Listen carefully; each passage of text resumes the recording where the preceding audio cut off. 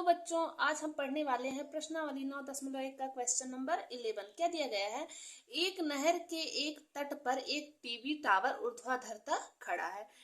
Tower के ठीक सामने दूसरे तट के एक अन्य बिंदु से टावर के शिखर का उन्नयन कोण कितना है? 60 अंश है। तो मान लीजिए ये क्या है हमारा, यहाँ पे एक टावर खड़ा है और ये नहर के दूसरी तरफ टावर अन्य बिंदु से शिखर का उन्नयन कोण, इसके शिखर का उन्नयन कोण कितना बन रहा है? 60 अंश बन रहा है। और इसी तट पर इस बिंदु से 20 मीटर की दूर पर, अब इसी तट पे इस बिंदु से कितने मीटर की दूर पर? 20 मीटर की दूरी पर एक इस बिंदु को मीनार के पाद बिंदु से, इस बिंदु को मीनार जो है उसके इसके पाद बिंदु से मिलाने वाली रेखा पर स्थित एक अन्य बिंदु से टावर के शिखर का उन्नयन कोण, इस टावर के शिखर का उन्नयन कोण कितना बन रहा है? 30 अंश है। टावर की ऊंचाई और नहर की चौड़ाई हमें ज्ञात करनी है। इसकी हाइट और नहर की चौड़ाई, इसको हम यक्स मान लेते हैं, हमको ये ज्ञात करना है। इसको हमने माना ए, बी, सी और डी। अब फिर हम सबसे पहले ले लेंगे ए सी डी। कौन सा triangle? Triangle A C D में। कौन सा ट्रायंगल? ए सी डी में। ए सी डी में इसमें हमें थीटा कितना दिया गया है? थीटा दे दिया गया है 30 डिग्री। और हमें ये हाइट, इसकी हाइट जो लंब है इसको हमने यच मान लिया है। और एसी तो यहाँ पे इतना 20 है और इतना यक्स है, तो हम एसी को क्या मान लेंगे? AC equal to 20 plus x. Total कितना है आधार इसका? 20 प्लस यक्स। तो हमें ये इतना दिया गया है। तो चलिए हम यहाँ में लंब और आधार के लिए क्या होता है? tan theta. तो tan थीटा इक्वल टू लंब कितना है? डीसी अपान आधार कितना है? एसी। डीसी अपान एसी। थीटा की वैल्यू हमें कितनी मिल गई है? 30। तो tan 30 इक्वल टू डीसी कितना है? यच अपान एसी कितना है? 20 प्लस यक्स। इतना हमें मिला है। अब यहाँ से हमें tan 30 की वैल्यू कितनी होती है? 1/√3। tan 30 की 1/√3 equal to h upon 20 plus x होता है। यहाँ से हमें यच क्या मिल जाएगा? यच इक्वल टू मिल जाएगा, यच को हम यही रहने देते हैं और 20 प्लस यक्स को 1 से मल्टीप्लाई कर देते हैं। 20 प्लस यक्स अपान √3। हाइट कितनी मिल गई? 20 प्लस यक्स अपान √3। इसको हम इक्वेशन फर्स्ट मान लेते हैं। अब कौन सा ट्रायंगल सॉल्व करते हैं? अब ट्रायंगल बी सी डी में। अब आइए ट्रायंगल बी सी डी में, ट्रायंगल बी सी डी में। इसमें हमें थीटा कितना पता है? इसमें हमें थीटा पता है, theta equal to 60। Theta equal to 60। और बीसी कितना पता है? बीसी इक्वल टू यक्स है। और जो डीसी है, हमें डीसी हाइट को हमने निकाला 20 प्लस यक्स अपान √3। यही हम रख के सॉल्व करेंगे। तो चलिए अब इसमें tan थीटा, इसमें भी लंब बटे आधार है, तो tan थीटा इक्वल टू लंब कितना है? डीसी अपान आधार बीसी। तो यहाँ से थीटा की वैल्यू क्या है? tan 60। tan 60 equal to DC हमने यच माना था, डीसी यच की वैल्यू हमें क्या मिल गई? 20 प्लस यक्स अपान √3। तो डीसी की वैल्यू हमें मिल गई 20 प्लस यक्स अपान √3। अपान में हमें क्या मिला था? बीसी क्या है? यक्स है। अब हम इसको सॉल्व कर लेंगे। यहाँ पे इसको 1 मान लेंगे, इसका ऊपर नीचे पहले हम मल्टीप्लाई कर लेंगे, इसका ऊपर नीचे मल्टीप्लाई कर लेंगे। तो यहाँ से हमको मिल जाएगा tan 60 की वैल्यू कितनी होती है?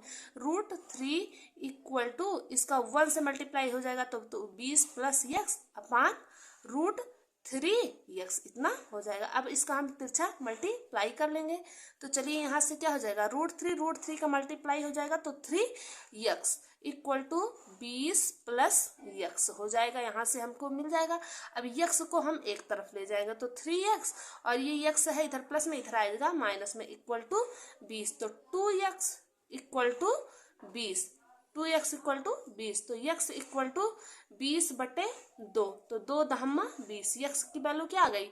यक्स इक्वल टू आ गया, हमें मिल गया 10। यक्स मिल गया 10। इसकी वैल्यू कितनी मिल गई? हमको 10 मिल गई। अब हमें जब यक्स मिल गया तो समीकरण इससे यच की वैल्यू हम निकाल सकते हैं। तो समीकरण 1 से क्या करेंगे?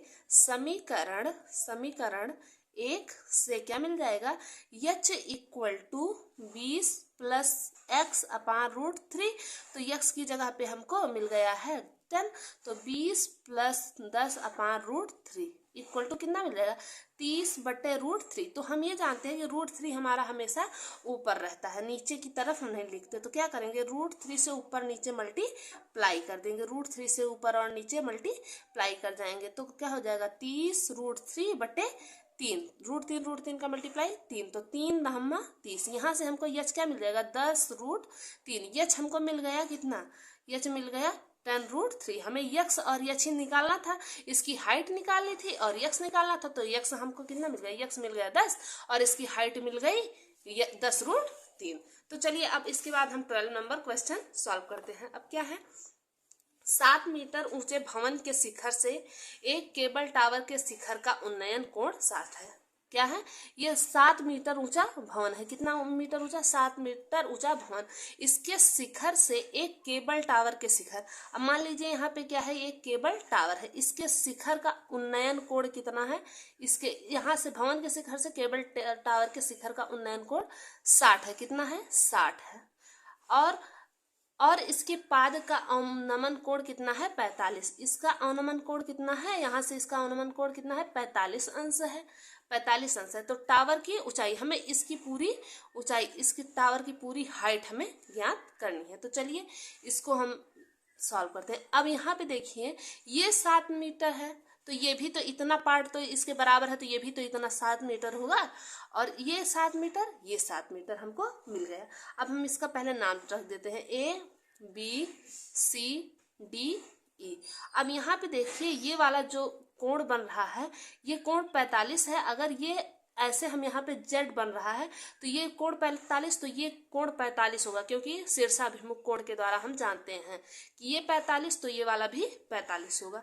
तो अब हमें अगर ये वाली, जैसे यहाँ पे हमें ये 7 मीटर, ये 7 है तो ये 7 है, अगर ये वाली भी हमें CD मिल जाए तो इसके बराबर BE है ना, CD के बराबर ही तो भुजा BE है। तो अगर ये मिल जाएगी तो इसके बराबर ये वाली भुजा हमें मिल जाएगी। जब ये मिल जाएगी तो यहाँ से हम फॉर्मूला लगा के इस पूरे, इतने वैल्यू 7 है तो इतनी वैल्यू हम निकाल लेंगे। तो चलिए हम पहले क्या निकालते हैं, सबसे पहले ट्रायंगल CDE में, ट्रायंगल CDE में हम निकाल लेते हैं। क्या निकालते हैं, यहाँ से हमें थीटा क्या पता है 45, तो यहाँ से हम tan 45, थीटा की जगह पे 45 इक्वल टू लंब कितना है ED, लंब ED अपान आधार कितना है CD।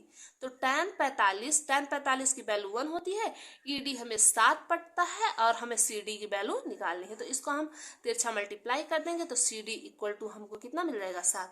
जब CD 7 है तो ये वाली भी भुजा हमें कितनी मिल जाएगी 7, ये वाली भी मिल जाएगी। तो BE, जब CD बराबर 7 तो BE इक्वल टू 7 हमको मिल जाएगी, क्योंकि ये भुजा आपस में बराबर है। तो जब ये 7 हो गई और हमें यहाँ से एक कोण पता है, तो अब हम त्रिभुज किसमें निकाल लेंगे, त्रिभुज ABE में, त्रिभुज ABE में हम निकालेंगे। त्रिभुज ABE में थीटा हमें कितना पता है 60 पता है, और BE कितना पता है, BE इक्वल टू 7 पता है, और हम यहाँ से AB की वैल्यू निकाल लेंगे। तो चलिए यहाँ से tan थीटा इक्वल टू लंब AB अपान आधार BE।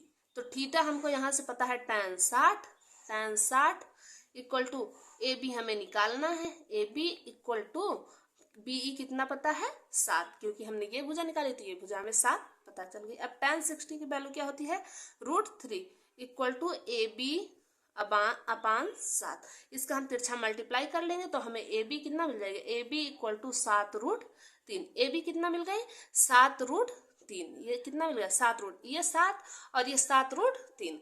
तो हमें पूरी हाइट निकालनी थी, हमें क्या निकालना था, पूरा AC निकालना है, पूरे टावर की लंबाई ज्ञात करनी थी ना। तो AC इक्वल टू क्या हो जाएगा BC प्लस AB हम पूरा जोड़ लेंगे, BC प्लस AB हमें पूरा मिल जाएगा। तो AC इक्वल टू BC कितना था, BC 7 था, प्लस AB कितना है, AB था 7√3, AB कितना था 7√3। तो हमें यहाँ से 7 दोनों में कॉमन दिख रहा है, हम 7 इसको बाहर ले लेंगे, 1 प्लस √3, इतना हमें इसका आंसर मिल गया। और हमें क्या कहते हैं इसका आंसर, इससे कहीं कहीं पे ये भी लिखा रहता है कि दोनों तरफ प्लस है तो कोई फर्क नहीं पड़ेगा, तो हम इसको 7√3 + 1 भी लिख सकते हैं। आई होप आपको ये क्वेश्चन समझ में आ गया होगा। यदि आपको ये क्वेश्चन समझ में आ गया तो प्लीज़ हमारे इस चैनल को लाइक, सब्सक्राइब और शेयर अवश्य करें। धन्यवाद।